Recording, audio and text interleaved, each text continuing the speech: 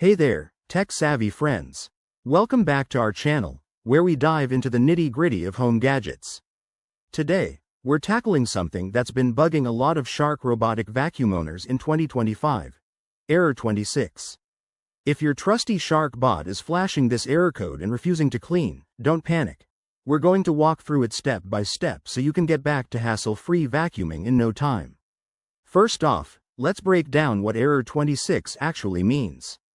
In 2025 models, this error often signals an issue with the vacuum's cliff sensors or bumper system.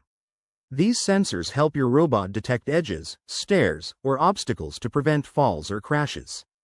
Common culprits include dust buildup, blockages, or even a minor software glitch from the latest updates. To fix this, start with the basics. Step 1. Turn off your Shark vacuum and unplug it for a few minutes. This simple reset can clear temporary errors and refresh the system. Once it's powered down, grab a soft cloth or a microfiber duster and gently clean the sensors located on the underside and front of the device. Dust and debris love to accumulate there, so a quick wipe might do the trick. Next, check for any physical obstructions. Inspect the bumper for stuck dirt or objects that might be pressing against it. If everything looks clear, try running a manual diagnostic test through the Shark app, if your model supports it. For 2025 models, make sure your app is updated to the latest version. Firmware bugs are a real thing. If the error persists, it's time for a deeper troubleshoot.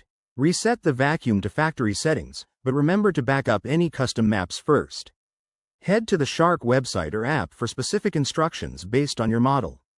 And hey, if none of this works, don't hesitate to contact Shark customer support. They're usually super helpful. There you have it, folks. By following these steps, you should banish error 26 and get your robotic vacuum gliding smoothly again.